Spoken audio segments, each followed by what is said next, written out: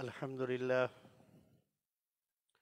الحمد لله نحمده ونستعينه ونستغفره ونؤمن به ونتوكل عليه ونعوذ بالله من شرور أنفسنا ومن سيئات أعمالنا من يهده الله فلا مضل له ومن يضلله فلا هادي له ونشهد أن لا إله إلا الله وحده لا شريك له ونشهد أن سيدنا وشفيعنا وطبيبنا وقلوبنا وملجأنا ومأوانا ومولانا ونور ذات ربنا ونور صفات ربنا محمد صلى الله عليه وسلم المصطفى أما بعد فأعوذ بالله من الشيطان الرجيم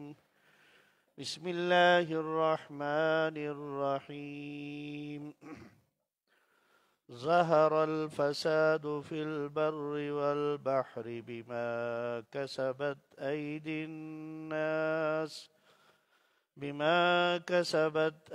الناس ليذيقهم بعد الذي عملوا لعلهم يرجعون. صدق الله مولانا العظيم وصدق رسوله النبي الكريم ونحن على ذلك لمن الشاهدين والشاكرين والحمد لله رب العالمين. بلند آواز کے ساتھ میرے ساتھ مل کر نبی کریم رؤوف الرحیم خاتم النبیین حضرت احمد مجتبیٰ جناب سیدنا محمد مصطفیٰ صلی اللہ علیہ وآلہ وسلم کی بارگاہ اقدس میں درود و سلام کا نذرانہ پیش فرمائے. صلی اللہ علیہ یا رسول اللہ وسلم علیک یا حبیب اللہ. صلی اللہ علیہ یا رسول اللہ وسلم علیک یا حبیب اللہ. صلی اللہ علیہ یا رسول اللہ وسلم علیک یا حبیب اللہ وعلی آلک واصحابک وازواجک یا حبیب اللہ. حمد و صلوات کے بعد جو آیت مبارکہ میں نے تلاوت کرنے کا شرف حاصل کیا ہے اس کا ترجمہ سماعت فرمائیں اور پھر انشاءاللہ اس کے حوالے سے کچھ گفتگو کریں گے.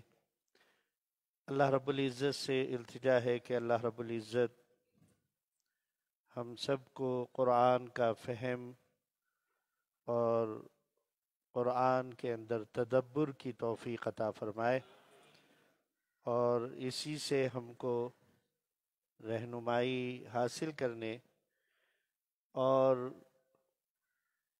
نبی کریم صلی اللہ علیہ وآلہ وسلم کی سنت مبارکہ پر عمل کرنے کی اللہ تعالیٰ مجھے اور آپ کو توفیق عطا فرمائے.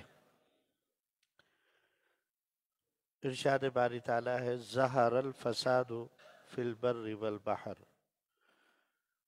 خشکی اور تری میں فساد پیدا ہوا یا فساد ظاہر ہوا. کس وجہ سے؟ بما کسبت ایدی الناس، لوگوں کے اپنے اعمال کی وجہ سے یا ان کے کمائے ہوئے کاموں کی وجہ سے.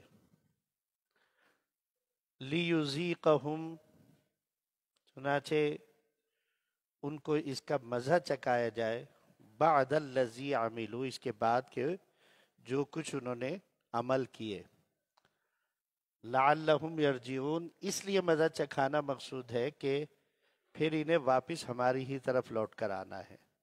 تو ہو سکتا ہے کہ اس مزہ چکھنے کے بعد ان کو خیال آ جائے، اور پھر یہ جب ہماری طرف واپس پلٹ کر آئیں، یعنی اپنے رب کی طرف واپس پلٹیں، تو یہ اپنے اعمال کی اصلاح کر چکے ہوں۔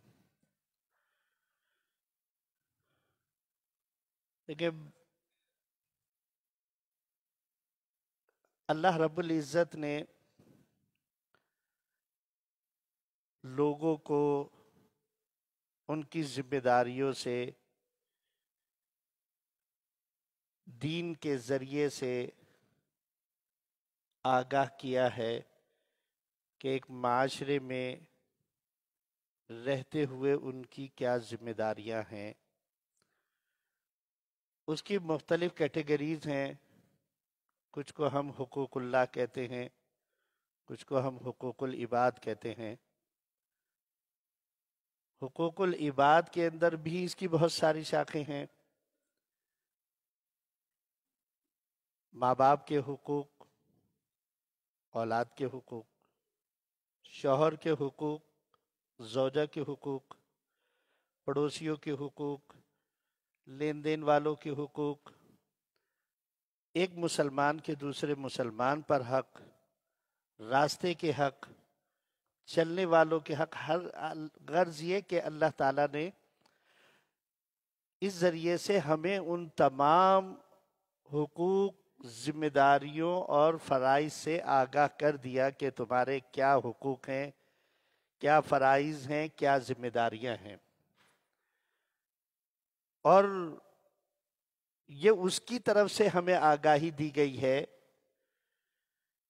کہ جو خالق کائنات ہے، جس نے اس ساری کائنات کو پیدا کیا ہے، اور ظاہر ہے جو کسی چیز کا پیدا کرنے والا ہوتا ہے وہ اس کی ساری اچھائیوں اور برائیوں سے اور اس کے اندر جو خوبیاں اور خامیاں ہیں اس سے آگاہ بھی ہوتا ہے۔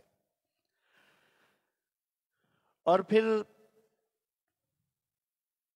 جب وہ آگاہ ہے تو اس نے اپنی تخلیق کی جتنے بھی مظاہر ہیں ان کے جو فطری تقاضے ہیں اللہ تعالیٰ نے ان کو بھی پورا کرنے کا پورا انتظام کیا ہے، اور ان حقوق کے ذریعے ان کے فطری تقاضوں کو مکمل کیا ہے۔ تو جو معاشرہ اور جو قوم اللہ رب العزت کے دیے ہوئے ان تقاضوں کو پیش نظر رکھتا ہے اپنی معاشرت کے اندر، وہ معاشرہ امن و سلامتی والا معاشرہ ہو جاتا ہے، اور اس معاشرے کے اندر ہر طرف خوشحالی ہی ہوتی ہے۔ لیکن اگر کوئی معاشرہ اس سے روگردانی کرے تو پھر کیا ہوتا ہے، اس میں فساد پیدا ہو جاتا ہے، پھر اس میں بگاڑ پیدا ہو جاتا ہے، پھر اس میں لڑائی جھگڑے پیدا ہو جاتے ہیں، پھر اس کے اندر طرح طرح کی خرابیاں اور طرح طرح کی بدعمالیاں پیدا ہو جاتی ہیں۔ اور ان چیزوں کو درست رکھنے کے لیے عقائد کا ایک پورا نظام اللہ تعالیٰ نے ہم کو دیا۔ ہمارا عقیدہ کیا ہونا چاہیے اس کی وضاحت بھی فرما دی ہے۔ مثال کے طور پر عقیدہ توحید ہے۔ عقیدہ توحید کے اوپر جب پوری طریقے سے کسی انسان کا یقین ہوتا ہے اور وہ جانتا ہے کہ ہر چیز من جانب اللہ ہے، اسباب بھی وہی پیدا کرتا ہے، اور جیسے ہمارے لیے حالات ہوتے ہیں اللہ رب العزت اس کے لیے راستے بھی وہی نکالتا ہے۔ وہ زندہ سے مردہ کو پیدا کر دیتا ہے، مردہ سے زندگی پیدا کر دیتا ہے، مشکلات کے اندر آسانی کا راستہ انہی مشکلوں سے نکال کر عطا فرما دیتا ہے۔ تو پھر کیا ہوتا ہے کہ جیسے اندر انسان کے اپنے اندر باطن کے اندر جو ایک روشنی اس عقیدے کی وجہ سے پیدا ہوتی ہے تو اس کی زندگی کے ظاہری اعمال کے اندر بھی ویسی ہی چیزیں، یعنی اگر میں یہ کہوں کہ عقیدہ توحید پر پوری طریقے سے جو عمل کرنے والا یا یقین رکھنے والا ہے، اس کے ظاہری زندگی کے اندر سب سے بڑی خوبی جو پیدا ہوتی ہے وہ یہ ہوتی ہے کہ وہ شخص سچا ہوتا ہے، کھرا ہوتا ہے، وہ بات کرنے میں، حق بات کو بیان کرنے کے اندر وہ ڈرتا نہیں ہے، اس کے اندر خوف نہیں ہوتا، اس لیے کہ اس کی ذات میں اگر کوئی خوف ہوتا ہے تو وہ صرف اس کے رب کا خوف ہوتا ہے، اس کے علاوہ باقی سارے خوف اس میں سے نکل جاتے ہیں۔ تو اس لیے اسی طرح عقیدہ آخرت ہے، عقیدہ آخرت اگر کسی کے اندر مسلمہ طریقے سے اگر اس کے اندر اس کی زندگی میں شامل ہو تو پھر وہ بدکاریوں میں مبتلا نہیں ہو سکتا، پھر وہ بدعمالیوں میں مبتلا نہیں ہو سکتا۔ اللہ رب العزت نے اس سارے تقاضوں کو پورا کر کے پھر اس نے ہمارے لیے ایک راستہ متعین کر دیا، ہمیں زندگی بسر کرنے کا ایک طریقہ بتا دیا، اور جیسے جیسے انسان نے اس سے روگردانی کری، اللہ کی ان نعمتوں سے وہ محروم ہوتا چلا گیا۔ ابتدا میں جب اللہ رب العزت نے اس کائنات کو پیدا کیا، اسلام کا نقطہ نظر یہ ہے کہ زمین کی جو پیدائش ہوئی ہے، یہ زمین کا جو آغاز ہوا ہے، یہ پہلے پورا سب پانی ہی پانی تھا۔ ابھی بھی جو جغرافیہ دان ہیں وہ یہ کہتے ہیں کہ زمین کا اکثر حصہ پانی ہے، خشکی کا حصہ بہت کم ہے، غالباً 60% سے زیادہ جو ہے وہ پانی ہے۔ اور اس پوری زمین کے جو پیمائش ہے اس کے لحاظ سے، تو اس کا آغاز کیسے ہوا، یہ زمین کیسے قرار پائی اور کیسے اس کو وجود میں لایا؟ تو ہمارا دین ہم کو جو تعلیمات دیتا ہے یا جو ہمیں علم ہوا ہے وہ یہ کہ ایک بلبلہ پیدا ہوا اس جگہ جہاں آج بیت اللہ شریف ہے۔ بلبلہ پانی کے اندر جب پیدا ہوتا ہے آپ دیکھتے ہیں نا، وہ پانی کے اندر اس کے اندر ایک ہوا ہوتی ہے، اور وہ جتنی دیر اس کی زندگی ہو لیکن وہ اس ہوا کے اندر، یعنی اس جگہ سے پھر وہ پانی ہٹ جاتا ہے، اس کے اندر ہوا آ جاتی ہے۔ اللہ نے ایک بلبلہ پیدا کیا، پھر وہ پھیلتا چلا گیا، پانی اس سے ہٹتا چلا گیا اور زمین وجود کے اندر آئی۔ تو زمین کا جو آغاز ہے وہ اس جگہ سے ہوا جہاں پر آج بیت اللہ شریف واقع ہے۔ بیت اللہ شریف سے مراد میری وہ عمارت جس کے اوپر غلاف چڑھا ہوا ہوتا ہے، وہ بیت اللہ شریف وہ زمین کا نقطہ آغاز ہے، وہاں سے اللہ تعالیٰ نے زمین کو پھیلانا شروع کیا۔ اور جب اللہ نے زمین کو پیدا کیا تھا تو ظاہر ہے کہ اس وقت کوئی فساد پیدا کرنے والا موجود نہیں تھا، کوئی وجود نہیں تھا، اس لیے زمین پر اگر اس نے سبزہ اگایا تو وہ بھی خوب نعمتوں سے بھرا ہوا، جو درخت اگائے وہ بھی پھلدار تھے، وہ کانٹوں سے مبرہ تھے، پھلوں والے درخت تھے۔ اور پھر اسی طریقے سے اللہ نے جو پانی تھا اس کے اندر بھی مٹھاس بھی رکھی تھی، شیریں پن بھی رکھا تھا۔ لیکن پھر ہوا کیا، آدم علیہ السلام، مختصر کر کے آدم علیہ السلام زمین پر تشریف لائے، اور پھر اس کے بعد ان کی اولاد ہوئی، اور اس کے بعد جب پہلا فساد زمین کے اوپر ہوا، وہ قابیل نے حسد کی وجہ سے حابیل کو قتل کیا۔ یہ بھی ایک پورا واقعہ ہے۔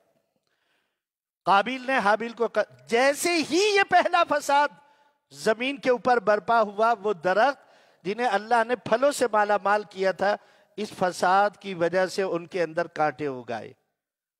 یہ سمندر کا پانی جو شیریں تھا، جو فرد بخش تھا، اس پانی کے اندر ترشی پیدا ہو گئی، اس کے اندر کھارا پن پیدا ہو گیا۔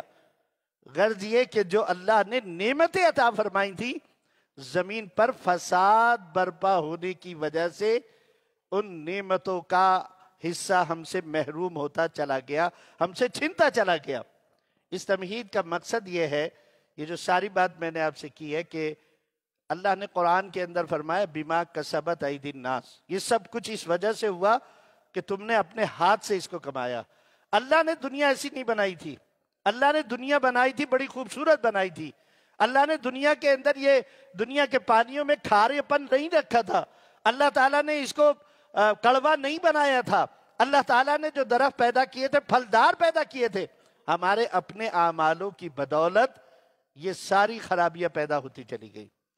اور پھر آج بھی اگر کسی معاشرے کے اندر کوئی فساد پیدا ہوتا ہے تو وہ ہمارے اپنے ہی اعمال کا اور ہمارے اپنے ہی ہاتھ کا کیا دھرا ہوتا ہے۔ اللہ ظالم نہیں ہے، اللہ تعالیٰ مظلوموں کے ساتھ ہے، اور اللہ نہ کسی کے اوپر ظلم کرتا ہے اور نہ اللہ تعالیٰ ظالموں کو پسند کرتا ہے۔ تو وہ خود کیسے کسی کے اوپر؟ تو ہمارے لیے اگر کوئی مشکل آتی ہے، ہم کسی پریشانی میں مبتلا ہوتے ہیں، ہم کسی وبا کا شکار ہوتے ہیں، ہم کسی اجتماعی طور پر کسی قحط سالی کا شکار ہو جاتے ہیں، یا ہمارے اوپر کوئی اور ایسی آسمانی آفت آتی ہے، کوئی زلزلے آ جاتے ہیں، زمین پھٹتی ہے، لوگ زندہ درگور ہو جاتے ہیں، یہ سب کس وجہ سے ہوتا ہے؟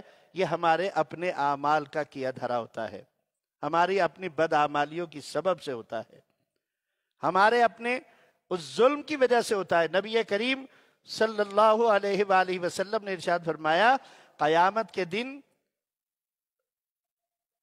گروہ انسان میں سے 6 گروہ اپنے بدعمالیوں کی وجہ سے جہنم میں جائیں گے، اور وہ 6 اسباب، بہت ساری ضرورت نہیں ہے، فرمایا امراء ہوں گے وہ ظلم کرنے کی وجہ سے۔ جیسے آج ہم دیکھتے ہیں ہمارے دین نے حکمرانی کا جو تصور دیا تھا، امراء کا جو تصور دیا تھا، آج تو وہ قصہ پاری نہ ہو چکا، آج تو وہ کہانیوں کے طور پر، قصوں کے طور پر تو بیان کیا جا سکتا ہے، اس کی عملی شکل ہم کو کہیں نظر نہیں آتی۔ ہمارے دین کا جو حکمرانی کا جو ایک تصور تھا وہ اب کہیں نہیں نظر آتا۔ کوئی یہ تصور کر سکتا ہے کہ ایک حاکم وقت ہو اور ایسا حاکم ہو، ایسا خلیفہ ہو مسلمانوں کا جس کو 22 لاکھ مربع میل کے اوپر حکمرانی حاصل ہو؟ وہ اگر قسطنطنیہ یا جو بیت المقدس فتح ہوا تھا، وہاں کے لوگوں نے سیدنا عمر فاروق رضی اللہ تعالیٰ عنہ سے ملنے کی خواہش ظاہر کی اور آپ تک پہنچی، تو آپ بہت بڑا لاؤ لشکر لے کر نہیں نکلے تھے، پروٹوکول کے لیے نہیں نکلے تھے کہ میرے آگے پیچھے اتنے بندے ہونے چاہیے، ایک آپ اور ایک آپ کے ساتھ آپ کا خادم، 2 افراد، اور ان کے درمیان طے بھی کیا ہوا تھا؟ ایک منزل میں اونٹ کے اوپر سواری کروں گا، مہر پکڑ کے چلوں گا، اور ایک منزل تم سواری کرنا، میں مہر پکڑوں گا، دونوں کے درمیان یہ طے ہے۔ تو آج کوئی حاکم اپنے کسی محکوم کے ساتھ ایسا معاملہ کر سکتا ہے؟ اور پھر اس کے اوپر بھی عجب بات دیکھیے کہ جب شہر میں داخل ہونے کا وقت آیا تو اس وقت باری کس کی ہے؟ اس وقت باری جو ہے وہ خادم کی ہے، غلام کی ہے۔ غلام کہتا ہے حضور اب تو شہر میں داخل ہو رہے ہیں، لوگ انتظار میں، باری تو میری ہے لیکن میں یہ چاہتا ہوں آپ سواری کریں۔ فرمایا نہیں، یہ عدل کے خلاف ہے، یہ جو معاملہ طے کر لیا ہے اس کے خلاف ہے، ایسا نہیں ہو سکتا، باری تمہاری ہے، بھلے ہم شہر کے اندر داخل ہوں، بھلے ان لوگوں کے درمیان جائیں جن کے اوپر اللہ نے ہم کو حکومت عطا کری ہے، حکمرانی عطا کری ہے، تم اونٹ کے اوپر سوار ہوگے، میں مہار پکڑ کے چلوں گا۔ اور پھر تاریخ نے دیکھا کہ سیدنا عمر فاروق رضی اللہ تعالیٰ عنہ جب اندر داخل ہو رہے ہیں تو غلام اونٹ کے اوپر سوار ہے اور آپ مہار پکڑے ہوئے ہیں۔ اللہ اکبر یا رسول اللہ صلی اللہ علیہ وسلم۔ یہ حکمرانی تھی کہ اگر سیدنا ابو بکر صدیق رضی اللہ تعالیٰ عنہ حاکم وقت ہیں تو 2 ننھی بچیاں آتی ہیں اور کہتی ہیں کہ امیر المومنین اب تو آپ مسلمانوں کے خلیفہ بن گئے، ہم یتیم بچیاں ہیں، ہمارے گھر آپ روز آ کر ہماری بکریوں کا دودھ نکال کر ہمیں دے کر جایا کرتے تھے. ہمارے گھر میں کوئی بکری کا دودھ دھونے والا نہیں ہے. اب ہمارا کیا ہوگا؟ فرمایا کہ کوئی بات نہیں، میں وہی ابو بکر ہوں، میں روز اسی طرح آ کر تمہاری بکریوں کا دودھ دھویا کروں گا. یہ حکمرانی تھی، یہ حکمرانی کا تصور تھا. سیدنا عمر فاروق رضی اللہ تعالیٰ عنہ ارشاد فرماتے میں روز دیکھتا کہ سیدنا صدیق اکبر رضی اللہ تعالیٰ عنہ روزانہ صبح مسجد سے نماز سے اور لوگوں سے ملاقات کے بعد فارغ ہو کر تیزی سے ایک سمت جاتے ہیں، مدینہ طیبہ کی بستی سے باہر نکلتے ہیں. میں نے سوچا یہ کہاں جاتے ہیں، میں ان کا پیچھا کروں، میں دیکھوں کہ یہ کہاں جاتے ہیں. میں نے دیکھا کہ وہ ایک خیمہ زدہ گھر ہے، چھوٹا گھر ہے. آپ وہاں داخل ہوتے ہیں، وہاں ایک بڑھیا رہتی ہے، آپ اس کے گھر کی صفائی آپ کرتے ہیں، اس کے گھر کا پانی بھر کے لا کر اس کے گھر کے مٹکوں کے اندر آپ بھرا کرتے ہیں. یہ طرز حکمرانی آج کے حکمرانوں کے لیے، ہمارے لیے یہ تو قصے کہانیاں بن گئی ہیں. ہم کہانیوں کے طور پر تو آپ کو سنا سکتے، تصور نہیں ہے آج اس کا. اس لیے نبی کریم صلی اللہ علیہ وسلم نے ارشاد فرمایا کہ عمرہ اپنے ظلم کی وجہ سے جہنم میں ڈالے جائیں گے. آج یہ ان کو بہت اچھا لگتا ہے، پروٹوکول بہت اچھا لگتا ہے، دروازوں کے اوپر دربان لگے ہوئے ہوتے ہیں، ملنے کے لیے لوگ ترستے ہیں، حاکموں تک رسائی حاصل نہیں. آج آپ میں سے اگر کوئی کسی حاکم کے پاس، حاکم تو بہت بڑی چیز ہے، آج آپ کسی چھوٹے معمولی افسر کے پاس بھی اگر جائیں، ملنے کے لیے آپ کو کتنا وقت درکار ہوتا ہے، سفارشیں چاہیے ہوتی ہیں، پرچیاں چاہیے ہوتی ہیں، آگے رسائی مشکل ہوتی ہے.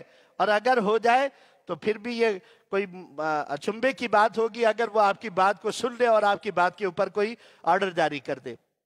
لیکن مسلمانوں کا حاکم جو تھا، سید القوم خادمہم، نبی کریم صلی اللہ علیہ وسلم نے فرمایا قوم کا سردار ان کا خادم ہوتا ہے، بادشاہ نہیں ہوتا، بادشاہی کا تصور نہیں ہوتا. تو یہ سب ظلم کی مثالیں ہیں. آج ان کو اچھا لگ رہا ہے، یہ دنیا بہت چھوٹی سی ہے، ختم ہونے والی ہے. کل کیا کریں گے؟ کل جب وہاں پیش ہونا پڑے گا اللہ کے حضور میں، تو یہ ظالموں کی صورت میں اللہ کی بارگاہ میں پیش کیے جائیں گے. اور اللہ تعالیٰ ظالموں کے ساتھ نہیں ہے. ظالموں کو اللہ نے حکم دیا.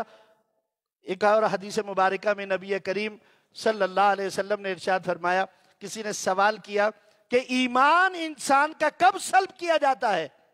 فرمایا ایک تو پہلی بات یہ کہ کسی کو اللہ ایمان کی دولت دے اور وہ اس پر شکر نہ ادا کرے. اللہ کا شکر نہ ادا، اے اللہ تیرا شکر ہے، تو نے ہمیں مسلمان بنایا، تو نے ہمیں ایمان والا بنایا، تو نے ہمیں دین کی دولت عطا فرمائی، ہم تیرا شکر ادا کرتے ہیں. تو جو اس کے باوجود شکر نہ ادا کرے. دوسرا، جسے اپنے انجام اور خاتمے کی فکر نہ ہو،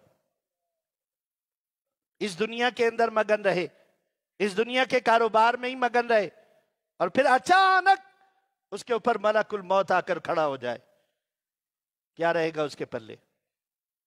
کیسے جائے گا وہ اپنے رب کے حضور میں؟ دنیا ہی دنیا کی فکروں کے اندر، دنیا ہی دنیا کے معاملات کے اندر.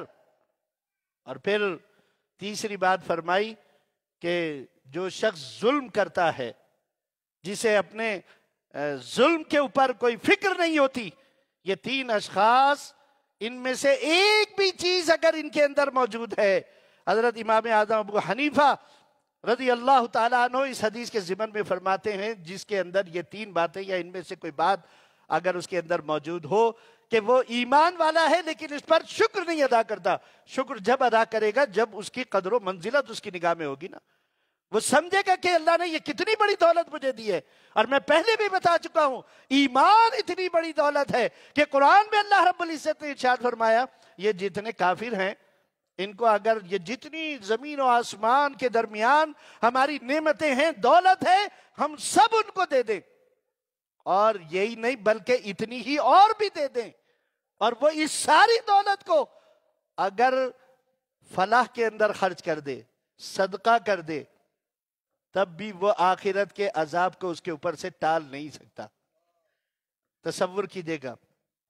اور ایک ایمان والے کے لیے کیا ہے؟ ایمان والے کے لیے یہ کہ ایک پیسہ اگر اللہ کے راستے میں خرچ کرو گے، یہ صدقہ تمہارے لیے بلاؤں کی دوری کا سبب بنے گا، تمہاری آخرت کی بھلائی کا سبب بنے گا۔ اور پھر ہم اس کو اتنا بڑھا دیں گے کہ قرآن میں مثال دے کر فرمایا کہ ایک دانہ جب زمین میں بویا جاتا ہے تو اس سے جو پودا باہر نکلتا ہے اس میں ہم 7 بالیاں لگاتے ہیں اور ہر بالی کے اندر 100 دانے ہوتے ہیں، یعنی ایک دانے سے ہم 100 دانے پیدا کر دیتے ہیں۔ یہی مثال اللہ نے فرمایا ایک ایمان والا جب صدقہ کرتا ہے اس کے صدقے کی ہے، کہ وہ اگر 1 پیسہ خرچ کرتا ہے اللہ کی بارگاہ میں، اللہ تعالیٰ 700 گنا اس کو اس کا بدل عطا فرماتا ہے۔ تو اب اندازہ لگا لیجئے ایک ایمان والے میں اور ایک کافر کے اندر، کہ کافر اگر ساری دنیا کی دولت بلکہ اتنی ہی اور اللہ اس کو دے دے، وہ بھی اگر اللہ کے راستے میں خرچ کر دے تب بھی وہ آخرت کے عذاب سے نہیں بچ سکتا۔ ایمان والا 1 پیسہ خرچ کرے اس کو 700 گنا اللہ نے کی عطا فرمائیں گے۔ کتنی بڑی دولت اللہ نے ایمان کی عطا فرمائی ہے، اللہ نے ہمیں مسلمان بنایا۔ اس کی قدر و منزلت اگر دل کے اندر ہوگی تو پھر یقیناً اس کا ہمیں صلہ دنیا میں بھی ملے گا اور آخرت کے اندر بھی ملے گا۔ تو فرمایا حضرت امام اعظم ابو حنیفہ رضی اللہ تعالیٰ عنہ نے اس حدیث کے ضمن میں کہ اگر کسی کے اندر یہ 3 باتیں ہوں تو پھر اسے ڈرنا چاہیے اور خوف کرنا چاہیے کہ اس کا خاتمہ ممکن نہیں کہ ایمان کی حالت میں ہو۔ جو ظالم ہوگا، جس کو اپنے انجام کی فکر نہیں ہوگی، اپنی آخرت کی فکر نہیں ہوگی، اس کا خاتمہ پھر ایمان پہ ہونا بہت مشکل ہے۔ اللہ چاہے تو وہ قادر مطلق ہے، بیدک الخیر انک علی کل شیء قدیر، اس کی ذات ہے، وہ چاہے تو عطا فرما دے۔ تو فرمایا کہ اللہ سے ڈرتے رہو اور لوگوں کے اوپر ظلم اور زیادتی کرنے سے بچو۔ لوگوں کے اوپر ظلم اور زیادتی صرف یہ نہیں ہے کہ کسی کو مارا اور تشدد کیا جائے، اس کو ظلم کہتے ہیں۔ ناحق زائد نفع کمانا یہ بھی ظلم کی ایک مثال ہے۔ لوگوں کی دسترس سے چیزوں کا باہر کر دینا۔ میں نے آپ کو بتایا تھا اللہ سے جو ڈرنے والے ہوتے ہیں نا، جب ڈر پیدا ہو جاتا ہے پھر یہ ساری چیزیں انسان کے اندر سے ختم ہوتی ہیں، ورنہ تو پھر وہ تو یہ کوشش کرتا ہے، انسان کی فطرت یہ ہے کہ وہ یہ کوشش کرتا ہے کہ میں موقع میسر آئے کس طریقے سے دنیا کا نفع کما لوں، دنیا کا مال کیسے حاصل کر لوں، دنیا کی دولت کیسے حاصل کر لوں۔ تو اللہ تعالیٰ مجھے اور آپ کو اس سے محفوظ اور مامون فرمائے۔ ڈرنے والوں کی مثال تو اور ہوتی ہے، انشاءاللہ آئندہ جمعے اس حوالے سے کوئی گفتگو کروں گا، لیکن وہ حدیث سنا رہا تھا کہ 6 گروہ انسان ہیں، ان کے اندر سے پہلا گروہ کیا ہے کہ امرا اپنے ظلم کی وجہ سے جہنم میں ڈالے جائیں گے، بدو تعصب کی وجہ سے۔ اب بدو کی تعریف اس زمانے کے اندر دیہاتی لوگ کہلاتے تھے۔ اب بدو کی تعریف اگر ہم اس تمہید کی صورت میں اگر ہم سمجھنا چاہیں تو بدو سے مراد یہ ہے کہ ہر وہ شخص جو کسی بھی بنیاد کے اوپر اپنے اندر فخر پیدا کرتا ہے، اپنے قبیلے کی بنیاد پر، اپنی ذات کی بنیاد پر، اپنی برادری کی بنیاد پر، اپنی زبان کی بنیاد کے اوپر دوسروں سے فخر اور مباحت پیدا کرتا ہے، اللہ تعالیٰ اسے اس تعصب کے اندر لے گا اور وہ اپنے اس تعصب کی وجہ سے جہنم میں ڈالا جائے گا۔ بازاری لوگ اپنی جہالت کی وجہ سے، بازاری لوگ سے مراد، بازاری لوگ اس کی کئی ہم تمہید اس کی ہم کئی وضاحتیں کر سکتے ہیں۔ ایک تو بازاری لوگ سے مراد یہ ہے کہ جو لوگ تجارت کرتے ہیں، وہ دین کی تعلیمات جو تجارت کے لیے ہیں اس سے لا علمی کی وجہ سے جو لوگوں کے اوپر ظلم کرتے ہیں، اس ظلم کی وجہ سے اللہ تعالیٰ انہیں جہنم کے اندر ڈالے گا۔ طریقہ ہے، ہر آدمی جو کاروبار کرتا ہے اس کاروبار کے لیے پوری تیاری کرتا ہے۔ تو اگر آپ تجارت کرتے ہیں، مسلمان ہیں، تو آپ کو یہ بھی دیکھنا ضروری ہے کہ ہمارے دین نے تجارت کے ہم کو اصول کیا دیے۔ جو تجارت کرنے والے ہیں وہ خیانت کی وجہ سے جہنم کے اندر ڈالے جائیں گے، اور فرمایا کہ علماء اپنے حسد کی وجہ سے جہنم کے اندر ڈالے جائیں گے۔ تو اس میں سب سے اہم بات جو ہے وہ ظالموں کے لیے اللہ تعالیٰ نے فرمایا کہ وہ اپنے ظلم کی وجہ سے وہ قیامت کے اندر جہنم کے اندر اوندھے منہ ڈالے جائیں گے۔ اور جہنم کی پھر تشریح انشاءاللہ العزیز اگلے جمعے کہ جہنم کہتے کسے ہیں اور جہنم ہے کیا، جس سے ہم آج بے خوف ہیں۔ ہمارے دلوں کے اندر کوئی ڈر نہیں ہے، کوئی خوف نہیں ہے، بے خوف اپنی زندگی بسر کر رہے ہیں، اور کوئی فکر نہیں ہے کہ ہمیں اس دنیا سے جانا ہے، آخرت میں اپنے رب کے حضور پیش ہونا ہے، وہاں اپنے اعمال کا حساب دینا ہے۔ تو اللہ تعالیٰ نے ارشاد فرمایا کہ زمین میں اگر کوئی فساد پیدا ہوتا ہے تو وہ اللہ کی اس حکمت کی بعض اوقات وجہ نہیں ہوتی، بلکہ بما کسبت ایدی الناس، تم لوگ جو عمل کرتے ہو، تم جو اپنے ہاتھ سے کماتے ہو، اس کی وجہ سے زمین کے اوپر فتنہ اور فساد پیدا ہوتا ہے، پھر اللہ پکڑ کرتا ہے۔ یہ وبا پھیلی، اس وبا کا مقصد لوگوں کے اندر خوف پیدا ہو جانا تھا، اللہ کے حضور حاضر ہونے کا خوف، لیکن وہ بے خوفی اور وہ بے نیازی کی ایک کیفیت لوگوں کے دلوں کے اندر، اس کے باوجود مسجدوں کی وہی حال ہے، اس کے باوجود نمازوں کا وہی حال ہے، اس کے باوجود لوگ اللہ کے سامنے جھکنے سے کتراتے ہیں۔ ایک حدیث مبارکہ بے نمازی کے اوپر یاد آ گئی، آخری یہ بات سن کر میں اپنی گفتگو ختم کرتا ہوں۔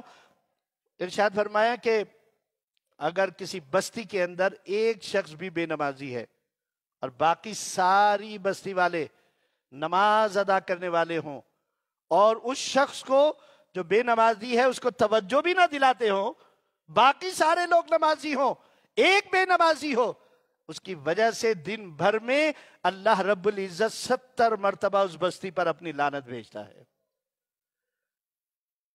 70 مرتبہ لعنت بھیجی جاتی ہے اس بستی کے اوپر، اور جس بستی پر اللہ کی لعنت برسے دن میں 70 مرتبہ، تو پھر وہ بستی کیسے رحمت والی؟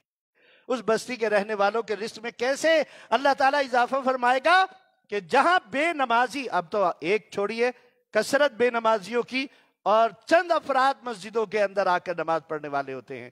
خدا را غور کریں اپنی زندگیوں پر، ہم سب کو جانا ہے، مجھے بھی جانا ہے، ہم روز دیکھ رہے ہیں جنازے ہو رہے ہیں، لوگ مر رہے ہیں، اپنی منزلوں کی طرف جا رہے ہیں۔ کیا وجہ ہے کہ ہمارے دل میں خوف نہیں پیدا ہوتا؟ ہمیں یہ احساس نہیں ہوتا کہ ہمیں بھی مرنا ہے، ہمیں بھی اللہ کے حضور جانا ہے، ہمیں بھی قبر کا منہ دیکھنا ہے، ہمارے ساتھ بھی حساب و کتاب کا معاملہ ہونا ہے۔ اس کی فکر کر لیں، اس کی فکر کر لیں، اس طرف توجہ کریں، مسجدوں کو آباد کریں، اللہ سے توبہ و استغفار کریں۔ اللہ سے توبہ و استغفار کریں گے، اللہ رب العزت گناہوں کو معاف فرمانے والا ہے، اللہ تعالی ہمارے بوجھوں کو ختم فرمانے والا ہے، بشرطے کہ ہم توجہ کر لیں، ہم اللہ کے حضور حاضر ہو جائیں، اپنے گناہوں کا اعتراف کر لیں، اس سے توبہ کر لیں، اللہ تعالی ہماری گناہوں کو معاف فرما دے گا۔ وما توفیق الا باللہ وما علینا الا البلاغ المبین۔